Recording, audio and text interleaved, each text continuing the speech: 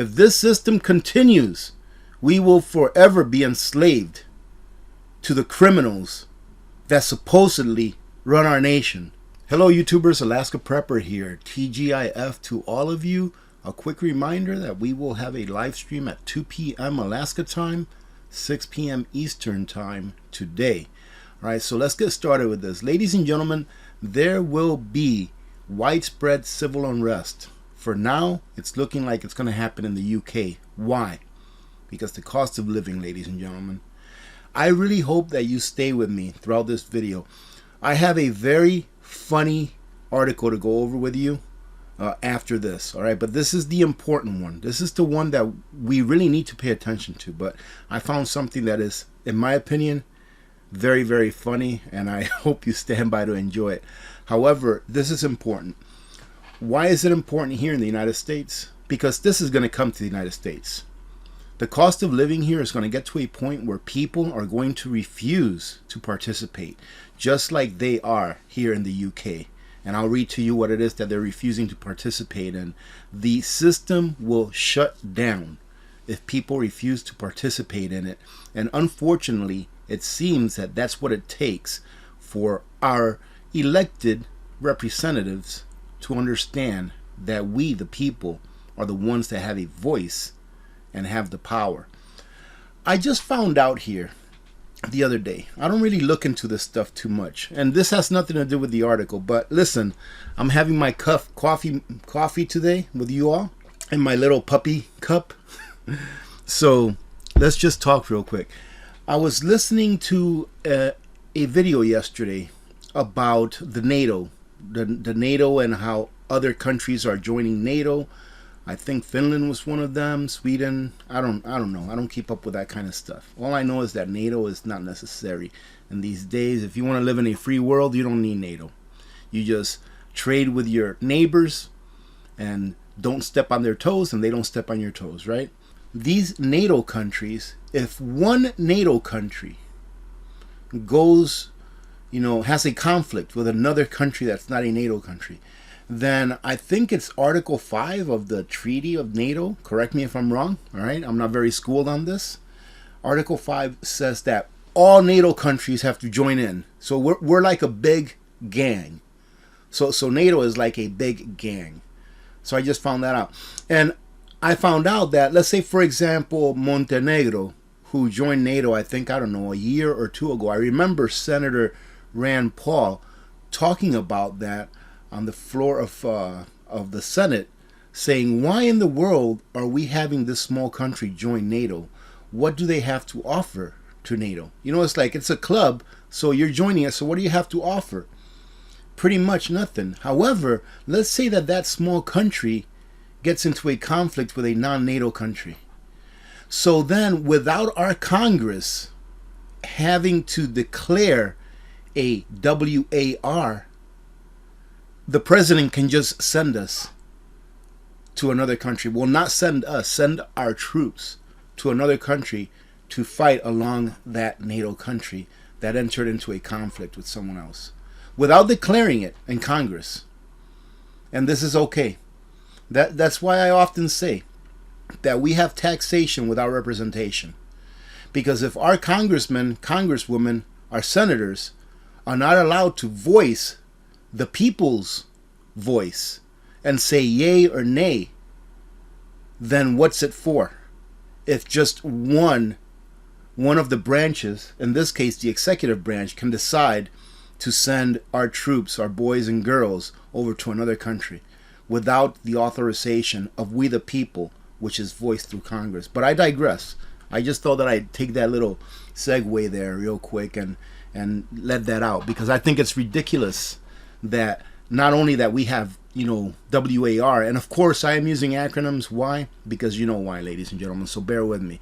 I think it's ridiculous that we have WAR at all, but now for an executive branch, and I'm not talking about just this one, it's been happening for the last several decades, where just the executive branch just says, oh yeah, let's go ahead and send our boys over there to give up their lives for our freedoms, of course, and then they come back and there is no freedom left for them.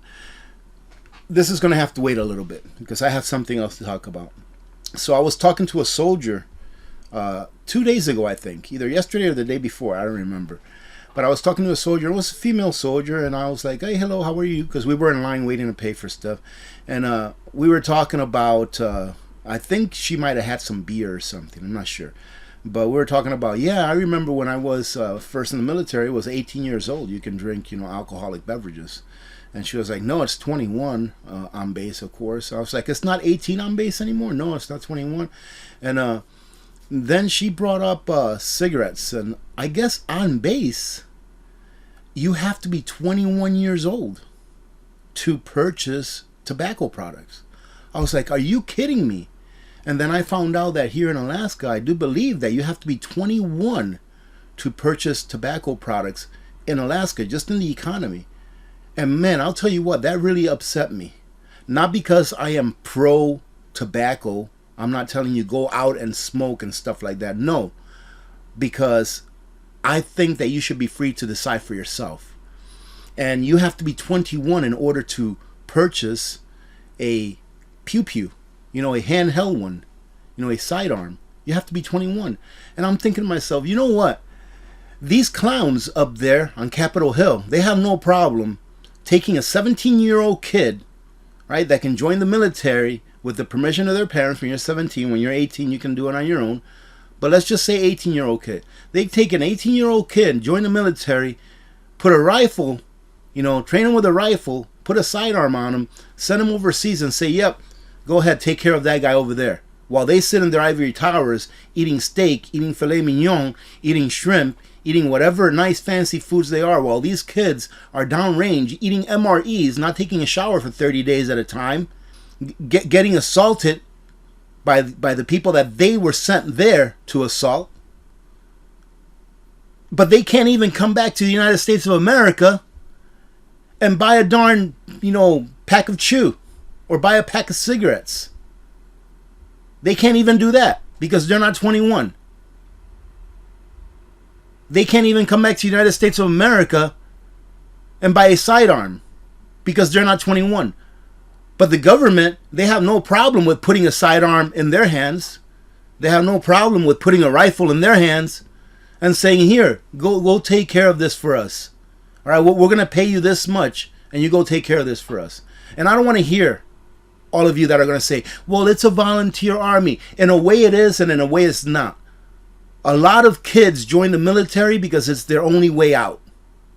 Right? It's their only way out. And we're going to talk about why it is that it's their only way out. It actually has something to do with the presentation that I'm going to offer you here in a minute. All right, so a lot of kids join the military. You could almost call it an economical draft. Right? Because they're joining because that's all that they have. That's all that they can go to. Because there's no jobs where they live, or at least jobs that pay enough for them to be able to live. And that's something that we're going to talk about here as well.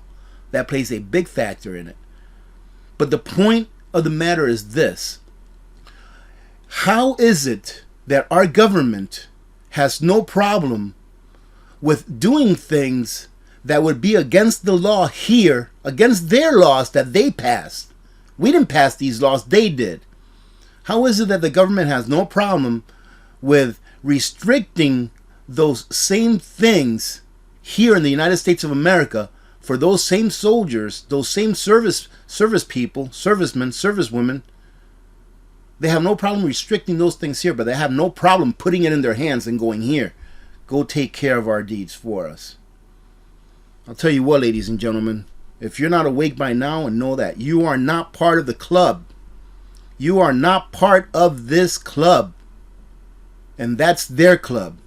You will forever, if we continue in this system, if this system continues, we will forever be enslaved to the criminals that supposedly run our nation.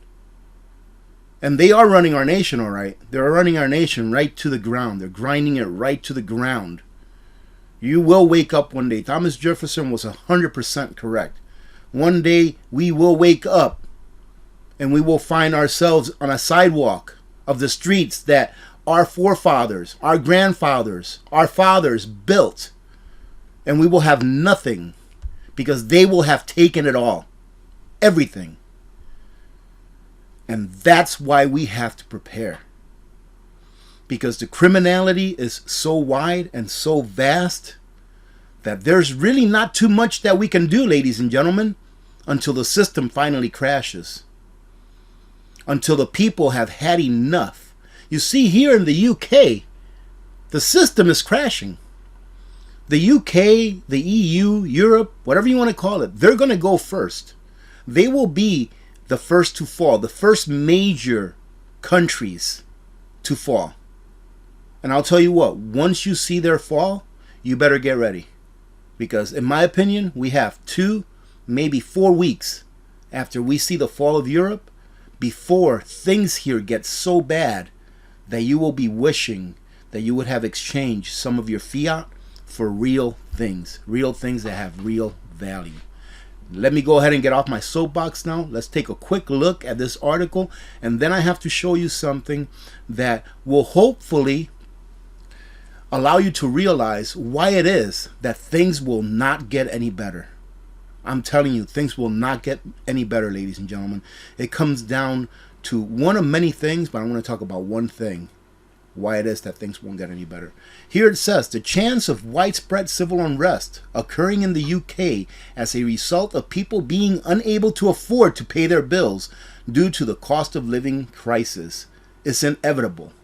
Of course, when people see that their labor has been stolen from them, they don't realize that this is what's happening. But when they see that their labor has been stolen from them because the paper money, the money that they use in order to exchange their labor for goods, is no longer affording them what they need in order to live, they get angry. Why? Because 10 years ago, 40 hours worth of labor was able to get them everything they needed in order to keep their heads above water. But now that same 40 hours worth of labor is not enough. They will get angry and they will riot, and the same thing will happen here in the United States eventually, because people are people. Human emotion doesn't change. It doesn't matter if you're Chinese, it doesn't matter if you're from Europe, from the United States, Australia, Haiti, Dominican Republic, it doesn't matter. Human nature is human nature, and human feelings are the same no matter where you are, no matter what language you speak. With energy prices set to soar even higher in October as a result of the sanctions on Russia, many Brits have resolved to refuse to pay their bills as part of a growing backlash some are comparing to the poll tax riots. And the poll tax riots were some taxes that London was trying to put out back in, here it says 1990, and the people got so angry about it and they were so vocal about it that the taxes were rescinded. That's what the 1990s poll tax riots were about. And let me show you something, ladies and gentlemen.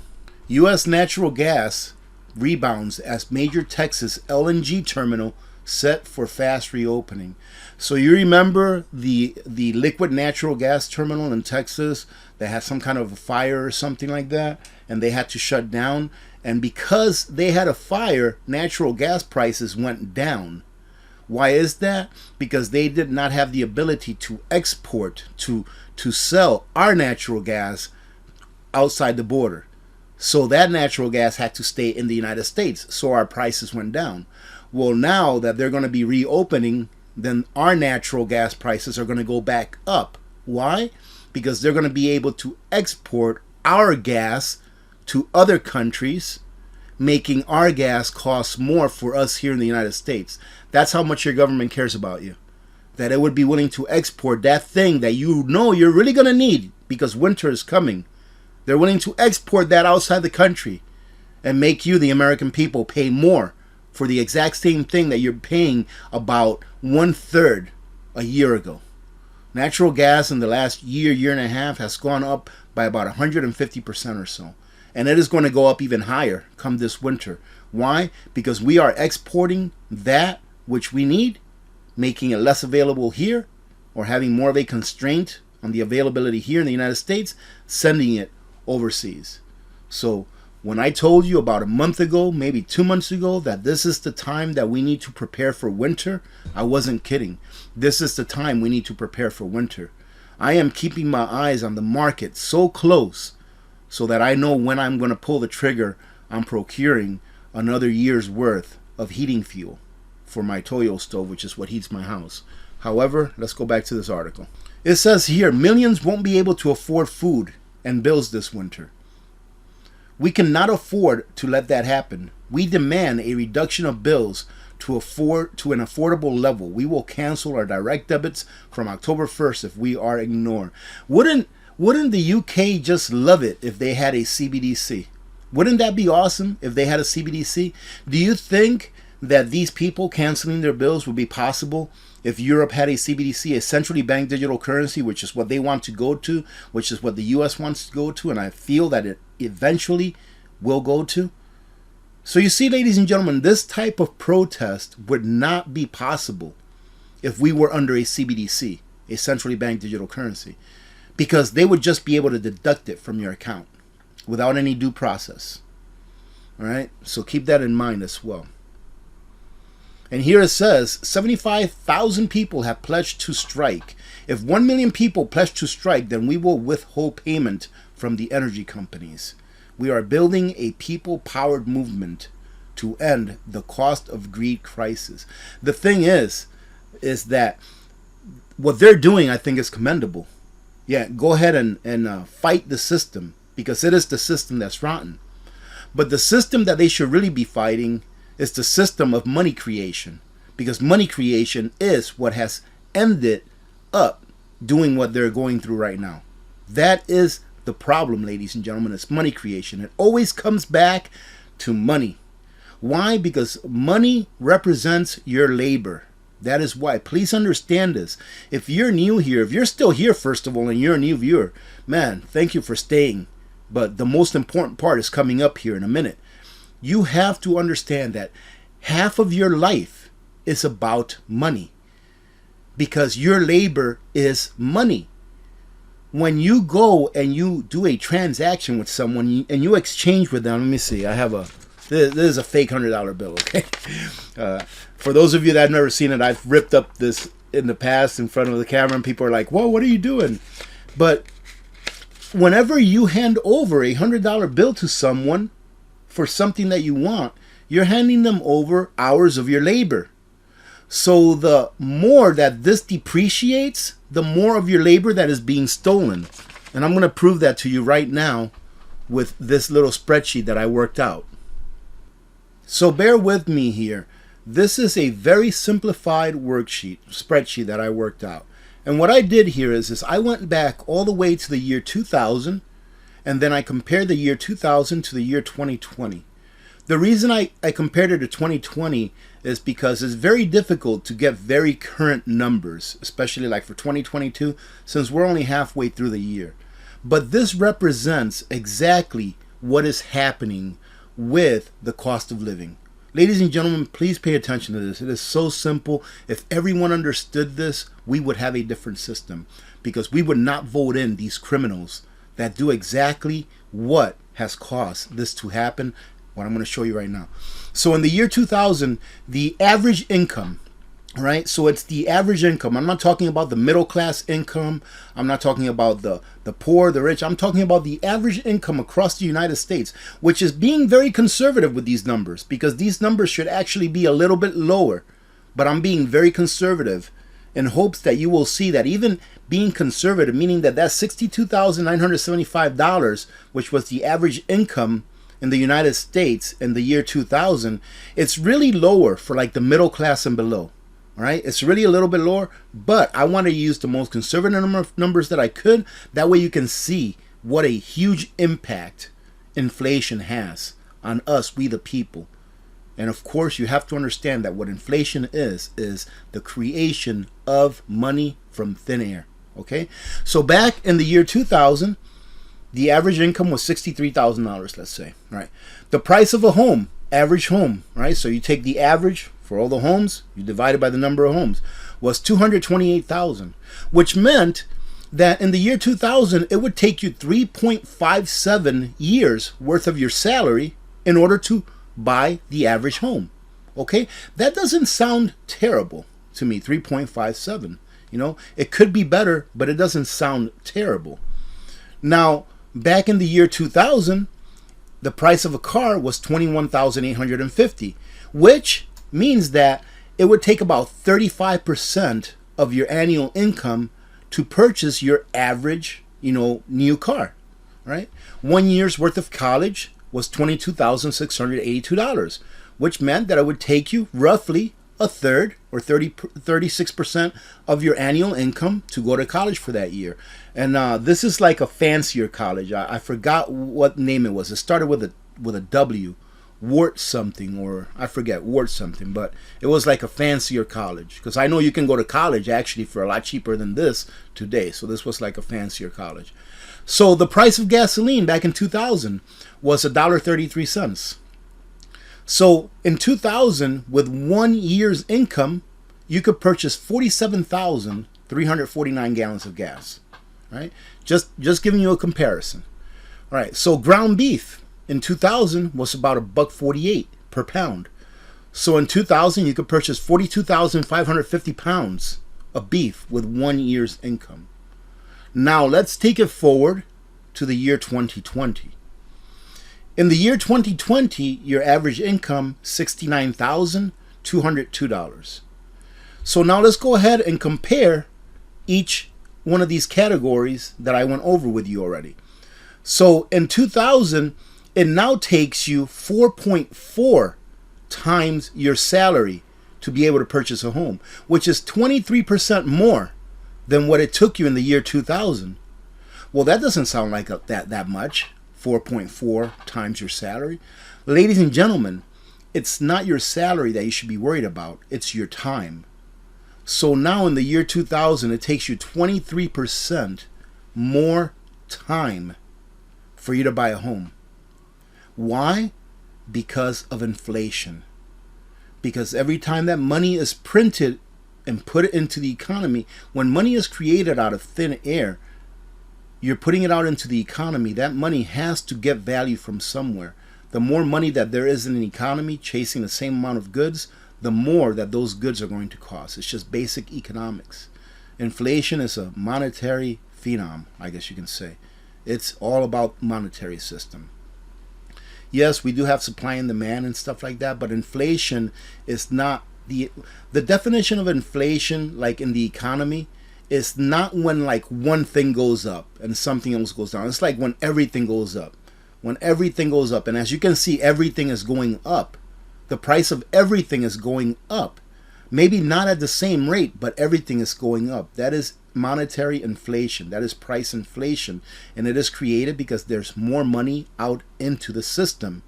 And that money that was never earned, it was never earned by labor, has to steal little pieces of labor from all of the other money. So now it takes you 23% more of your time to buy a house. All right? It's not money, more of your time to buy a house. That's what you have to understand, ladies and gentlemen, is that time, you cannot make time. We can't add more minutes or more hours to the day. The day has 24 hours. We can't add any more to that. So it's not like you can work more than a day. So it is time that is being taken from you. And that's something that you cannot create out of thin air. Right? The price of a car is now $40,000, which is 58% of your salary instead of 35% of your salary. So now you're giving up an additional 23% more, roughly 23% more as well. All right, of your time. A year's college is now 52% of your salary. Same thing, about 20%, 18%, something like that. Look at this right here. Back in 2000, you can get 47,000 gallons for a year's worth of labor. Today, or in 2020, you can get 26,000 gallons for a year's worth of labor. And it's a lot worse than this today. All right, if I would have used today's numbers, it would be a lot worse than half as much. We can pretty much get half as much gasoline for the same amount of labor that we got back in 2000. Ground beef, today we can get 17,000 pounds instead of 42,000 pounds. That is why people are angry. It's because even though they don't realize it, it is not the money, it is their time that is being stolen from them. It is their labor. The time that you took to earn this $100 bill, the time that you took to earn it, let's say you earned it, 10 years ago, and you just put it away under your mattress, this thing can buy you half of what it bought you 10 years ago. That means that the labor, the time that it took you to earn this, half of it was pretty much stolen from you. That's why people are angry. That's why people here in the United States are refusing to go back to work. Because they're like, it's not about the nominal value. It's about what? I'm going to give you 40 hours of my time and I'm barely going to afford to live? For that, I'll just live in a tent. Or for that, I'll just live in my car. If I'm going to live like an animal anyways, giving you 40 hours of my time and labor, I might as well just go buy a car, have a $300, $600 a month payment, insurance, and live in my car, or live in my van, or live in a tent. And they're saying no to the workforce. It's not about the money. It's about the time. It's about how much you're compensated for your time. And the reason that we're having these problems today is because the money is no good. The money is no good, ladies and gentlemen. When they can steal your labor through monetary policies, it means that the money is no good. It is spoiled. I really hope that you got something out of this. Now let me go ahead and show you all a very, very funny art. I find this very funny. Some people may not, but hey, we're all different. Houston was having a buyback of these pea shooters, and a person who had a 3D printer, he's like, well, let me go ahead and print these up because it cost me less than $50 to print one in a 3D printer, and they're giving $50 for each of these. So he went ahead and printed a whole bunch of 3D pea shooters and sold them to this buyback, and they stopped accepting them after he'd already made $3,100. Now, let me tell you, this gives me hope for the 2A. It gives me hope for the 2A because these pea shooters, when they sell them back, they have to be functional. They have to define what a pea shooter is according to their laws. Right? They have to define what a pea shooter is according to their laws. So it tells me that it's never going to go away. They may try to take it all they want, but it's never going to go away, which means that we have a chance. I hope that you got something out of this, ladies and gentlemen. Hope to see you later on this afternoon. Have a great day, TGIF. God bless every one of you. And remember to be good to each other, because when good people do good things do happen. Remember to reach one, teach one, and repeat. If we all did this, the world would be a better place, and you know that it will be a better place. Many blessings to all of you and your families. I'm Alaska Prepper. I am out. So many of you probably know that I'm bringing Christmas forward to August this year. Instead of having a December Christmas Bash giveaway, we're going to bring it forward to August. And the reason I decided to do this year, ladies and gentlemen, I know that people are hurting, and I'm going to go ahead and offer $100 gift cards during Sunday live streams for the rest of the month of August. So for those of you that have stayed through the end of this video, I want to go ahead and give you an extra opportunity to win a gift card this Sunday, which will be our first drawing. So during this Sunday live stream, you have to be in the live stream. During this Sunday's live stream, when I ask for the code word from this video, from Friday's video, for the $100 Visa gift card, type in the word freedom. Right? Freedom in all caps. It has to be in all caps. If you type in the word freedom when I ask for the code word, then I will know that you participated in this part of the video, and it will give you a better chance to win one of those gift cards. All right, so I'm only going to do one of those this Sunday, and then there's going to be others going out to other people that are there in the live stream. Thank you very much for all of your support, and God bless every one of you.